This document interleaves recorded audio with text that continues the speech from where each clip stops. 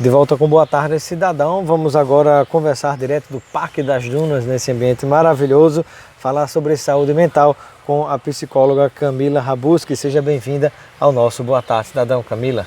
Boa tarde, Robson. Palco esse, né, que vai ser cenário também de ações do Janeiro Branco e que já foi cenário de ação do Janeiro Branco ano passado. Que bacana. E eu gostaria que você explicasse para o nosso telespectador o que é Janeiro Branco. O Janeiro Branco é uma campanha nacional de conscientização da saúde mental. Então, a grande ideia do Janeiro Branco é psicoeducar a sociedade. Falar de saúde mental. O que seria psicoeducar a sociedade? Como é que a gente psicoeduca a sociedade? O pessoal que está em casa nos acompanhando. É exatamente falar com mais naturalidade sobre alguns assuntos. Então é chamar nossa família, chamar amigos, colegas, conhecidos e bater um papo sobre educação emocional. Com naturalidade, sem parecer aquela coisa muito distante, né? Falar que a gente pode ficar triste, que a gente pode sentir uma raiva, ter emoções. E em que, digamos assim, momento, em que ponto a gente percebe que as emoções são naturais e qual seria, digamos assim, o muro que a gente pode demarcar para dizer que dali em diante talvez não seja tão normal assim, pode estar sinalizando algum tipo de problema na saúde mental? Principalmente o tempo, mas existem algumas características. Eu vou trazer aqui um exemplo de alguém que perde um ente querido. Então a pessoa perde um ente querido, é natural que fique triste, que chore, que tenha raiva, porque existem as fases do luto. Então a gente tem que respeitar esse momento. Prolongou, passou 12 meses, a pessoa continua muito triste ou com muita raiva, e aí vem outras coisas juntos, como isolamento, não quer mais sair com os amigos, começa a perder a vaidade, começa de repente a não querer tomar um banho, que acontece muito com quem tem depressão. Então quando vem outras características, aí sim é preocupante. Mas no início é o processo de luto e tem que ser passado por esse processo, né? E a questão do tempo também, na verdade, ele varia de pessoa para pessoa. Tem gente que pode ficar em luto mais tempo do que outros, Sim. Como também depende, eu acho que do grau de proximidade que você tem com a pessoa que faleceu. E o que ela procurou fazer depois que esse ente querido partiu, né? Mas isso não pode passar aí de um ano, é uma média de até 12 meses. Até 12 meses, né? Um luto, mesmo que você seja... Um luto em geral 6 meses, quando passa um pouco disso, até um ano é de certo modo considerado um luto normal. Fora disso, aí já é importante você buscar algum tipo de apoio, né? De algum suporte para tentar sair daquela situação. Exatamente, e não quer dizer também que quando você perde alguém, você já não pode procurar esse apoio. Mas procurar esse apoio mesmo para ser acolhido, para ser ouvido, para que você tenha um ambiente seguro, né, para colocar suas emoções para fora, que isso também faz com que você não adoeça. Mas a tristeza em si não pode ser considerada uma doença. Nós temos que ficar tristes, né? Tem que ter esse momento. Pois é, sobre esse assunto de saúde mental, a psicologia é tão importante. Eu particularmente já digo há bastante tempo que muitas vezes no período do ensino médio você ensina e aprende tantas coisas excessivas e que são desnecessárias, às vezes tanta coisa exaustiva ligada à física, à química, à biologia, tanta coisa, mas muitas vezes falta algumas disciplinas, tipo educação financeira, a psicologia, né? Você de repente perdeu seu pai, sua mãe, acabou um relacionamento, como é que você vai lidar com tudo isso, né? E a gente era para ser preparado, né, entre aspas, preparado para a morte, para esses momentos, desde da idade escolar, né, que eu acho que poderia incluir tantos outros fatores como esse. A única certeza que a gente tem é essa, né? É a morte. E realmente ninguém está preparado para isso e estamos longe de estar preparado para isso. Mas tinha que ter dentro das escolas disciplinas como lidar com as emoções, o que são emoções, conversar mais sobre isso, na verdade. Porque as pessoas muitas vezes não sabem. Ficou desempregado, como é que eu vou reagir diante de uma situação dessa? Você perdeu tudo, sofreu um acidente, passou um momento difícil, né? Como é que você vai reagir? Isso era para, desde o período da escola, preparar cada um de nós para a vida, né? A gente meio que aprende na raça, né? E aí, aprende sofrendo, né? Aprende sofrendo. E aí vai pedindo conselhos às pessoas próximas, algumas não passaram pela mesma situação e você acaba ficando sem norte para tomar certas decisões. E a gente falando com a psicóloga Camila sobre esse período de Janeiro Branco, quando a gente tem que ter cuidado com a saúde mental, essa história que ela falou do cuidado com o que a gente conversa com outras pessoas. O seu problema é único, ele sempre vai ser diferente das outras pessoas. E às vezes Você encontra pessoas que tá no salão de beleza, no cabeleireiro conversando, aí um escuta a situação do outro, eu passei por isso, aí, o que é que você fez para sair dessa situação? Fiz tal coisa, vou fazer também. Mas cada pessoa é uma pessoa diferente, né? Exatamente, não dá para mim basear a minha vida com as suas experiências, são outras, né? É verdade. E que outras atitudes, que outras ações a gente pode desenvolver preventivamente para tentar fortalecer sempre a nossa saúde mental, emocional, para que na hora que vem algum tipo de problema a gente consiga passar por uma situação menos difícil? Primeiramente, eu acho que a gente tem que resgatar, Robson, as conversas, o diálogo. Não o diálogo só psicoterapêutico, mas entre amigos, com familiares. O que é que acontecia antigamente? Antigamente, as pessoas colocavam as cadeiras na calçada e batiam um bom papo, né? Isso não é aconselhamento, mas você estava colocando para fora o que você estava sentindo. Quando a gente fala sobre um problema, a gente está inconscientemente organizando aquelas ideias na mente, né? O que minimiza o sofrimento, né? E aí hoje não existe... É o que na psicologia chama de elaboração, né? Exatamente. E aí hoje Freud? não existe... Não é de Freud. Quem é? Lacan? Você agora me pegou, mas não é de Freud, essa questão da elaboração. E aí o que é que existe hoje? As pessoas não conversam, porque chega assim, se você está com um problema, aí diz, Robson, não conversa com ninguém, porque inveja tem sono lento, né? Ainda tem muito isso na internet. Inveja tem sono lento. Aí você está muito feliz, aí fala a mesma coisa. Robson, não fala muito sua felicidade, tem gente que não vai gostar. Em qual momento que você pode falar? Tá toda hora pedindo para que você faça silêncio, e aí...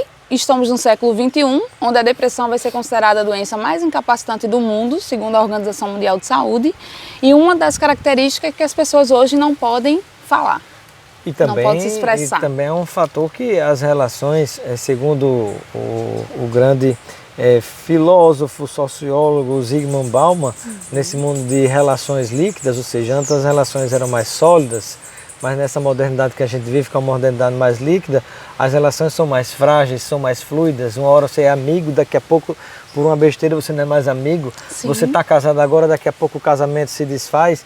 Você trabalhava antes a vida inteira no emprego, daqui a pouco todo mês você está num emprego diferente, né?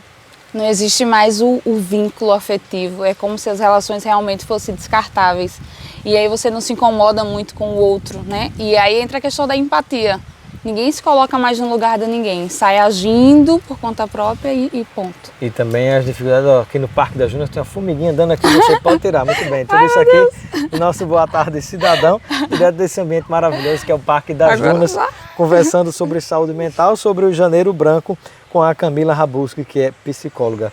Camila, e na hora que as pessoas... por exemplo, não conseguiram trabalhar um pouco mais, falar mais sobre si, sobre suas emoções, seus medos, suas angústias, suas perdas, suas dores, e de repente se depara com uma situação como essa, ou seja, passou o lado preventivo, não cuidou. O que é que a pessoa pode fazer quando se vê numa situação difícil? Aí tem que procurar ajuda de um profissional. Esse é o primeiro passo mesmo. Procurar essa ajuda. O psicólogo vai identificar se a demanda é da psicoterapia ou se de repente já é uma demanda da psiquiatria. Muitas vezes tem que andar junto, o medicamento, junto com a psicoterapia. Então, assim, precisa procurar uma ajuda profissional. E parar com essa mania de procurar na internet. Tá lá com sintoma de tristeza e coloca, tô triste, aí estou me sentindo muito mal, estou isolada e, epa, tenho depressão. Ele mesmo faz o diagnóstico, né? E aí, por vai isso pro que doutor Google, né? Exatamente. Aí vai pedir conselho ao Google. É muito complicado, muito perigoso. Eu já vi, inclusive, na área de saúde, vídeos que circulam nas redes e mídias sociais que, ao invés de ajudar, atrapalham. Acaba atrapalhando. Alguns deles, até um vídeo muito bem feito do ponto de vista técnico, mas do ponto de vista do conteúdo no vídeo que eu vi, se a pessoa fosse aplicar determinadas coisas que estavam ali, como primeiros socorros, mataria um paciente ao invés de salvar, né? Olha só. É isso mesmo que acontece. E aí hoje as pessoas fazem muito isso. Tá lá na internet e fica, estou com depressão. Quem foi que falou? Não, eu olhei na internet, eu tenho todos os sintomas. Então, assim, ele acaba criando, então, né? Então, para que serve psicólogo? Não serve mais para nada, né? Desse jeito. Ai, meu Deus. Acontece também às vezes, com nutricionista. Aí você tem um bocado de nutricionista de Instagram, nutricionista de Facebook, dando dica de todo jeito. Mas para que serve a nutricionista? Para que serve eu vou no consultório, né? Para que eu vou no consultório? Então, no mesmo jeito, tem um bocado de médico também dando dica ali, mas, minha gente, vamos procurar o profissional. Sim. Você vai para a política, é a mesma coisa. Tem um bocado de gente falando com a propriedade, porque é isso, é assim, porque eu concordo, eu acho que é assim, mas não é porque você concorda que é assim que é daquele jeito. Não, vamos tratar as coisas tecnicamente, profissionalmente, para que a gente não caia em roubadas, como se diz. E aí tem várias atitudes que podem melhorar o seu bem-estar. Uma Por boa exemplo? leitura, a meditação. A meditação já é comprovado cientificamente que ajuda na depressão. Nós estávamos passando aqui pelo parque e eu observei uma pessoa, né, no seu processo de meditar. Gente, isso é tão difícil de visualizar hoje em dia, essa correria absurda. Algo que é simples, mas que é absolutamente importante, né? E aí o que acontece, Robson, é que as pessoas subestimam o simples. Eles ficam procurando algo maior. Mas você parar 5 minutinhos para meditar, para pensar nas suas questões, muitas vezes antes de dormir e assim que acorda, faz muita diferença. E quando a pessoa pensa na questão, mas não consegue resolver? Tem que se desligar dela. Tem que fazer uma outra coisa, porque aí o insight vai vir. Mas eu não posso ficar focado no problema. Tudo que eu foco expande, né? Então, se eu estou focado ali naquele problema, é mais daquele problema que eu vou ter. Então, eu preciso sair, ter esse momento de relaxamento mesmo. O que é que você diz daquela frase que diz assim, o que não pode ser remediado, remediado está? Eu compro isso também. Não tem muito o que fazer, não dá pra gente brigar com o que a gente não pode mudar, né? Algo que já está resolvido, já não tem mais solução, você vai fazer o quê? Né? Exatamente. Não dá mais para você voltar atrás, não dá mais para resolver, é aceitar e tentar seguir adiante. E resignificar, tentar fazer aquilo uma outra história, né? Teve uma ação do Janeiro Branco, inclusive, que aí eu citei um exemplo de uma situação em casa. Eu fui lá fazer o arroz, olha só, e eu errei. Ficou aquele arroz mais cozinhado, as mulheres em casa entendem. E aí eu cheguei em casa e falei, pai, errei o arroz. Quando ele foi comer, ele disse, nossa, hoje o arroz está mais gostoso do que todos os dias. Então, mesmo você errando, acabou acertando. Então, muitas vezes o que a gente acha que é um erro, é um acerto, né? Então tem que absorver ali, acolher e deixar fluir. Muito bem. E eu gostaria que você pudesse dar uma palavrinha para quem está nos acompanhando nesse momento, nessa entrevista, você como psicóloga no Janeiro Branco, a respeito das relações, entre aspas, que as pessoas têm através das redes e mídias sociais, que afasta quem está perto e aproxima quem está longe. E que produz, assim, relações que são absolutamente frágeis. Exatamente. E tem uma outra coisa também. Quando você está muito ligado ali nas redes sociais, você acaba sempre se comparando. É como se toda hora você tivesse entrado nesse botãozinho de comparar. Nossa, Robson já viajou. Eu não viajei. Eu não viajei. Ele está feliz e eu não estou. Menina, ele está naquele restaurante de novo, comendo uma comida diferente. Enfim, a gente entra nesse laço de comparação. Então, eu sempre falo que rede social não pode ser o nosso inimigo. Hoje é nosso meio de comunicação, é o nosso trabalho. Eu atendo muito consigo clientes através das redes sociais. Mas o que eu aconselho é, tenha o seu momento em casa, pelo menos na hora das refeições, desliga um pouquinho o celular e esteja ali presente, naquele momento de refeição. Depois higiene segue. mental também. Exatamente, né? Muito bem. E já finalizando mais a nossa entrevista, eu gostaria que você pudesse falar um pouquinho para o nosso telespectador a respeito digamos assim, de ações que ainda serão desenvolvidas neste mês de janeiro, Janeiro Branco, com o objetivo de fazer com que as pessoas pensem, reflitam a respeito da sua saúde mental e emocional. Então, nós teremos uma ação no próximo dia 25, aqui no Parque das Dunas. Dia 25 é que dia da semana? 25 é sábado. No próximo sábado, dia 25 Pela de manhã, janeiro. Exatamente. É aberto ao público, é só vir, só participar. Vai ter vários psicólogos envolvidos. A ideia é distribuir abraço, é participar de uma roda de conversa, é comentar mesmo que saúde mental não está isento de nenhuma doença, mas que a gente tem ali a qualidade e o bem-estar, né? Então é promover isso, qualidade e bem-estar. E não tem um lugar melhor do que o Parque das Dunas para fazer isso, né? É verdade, é um ambiente aqui maravilhoso que por acaso é onde nós estamos nesse momento.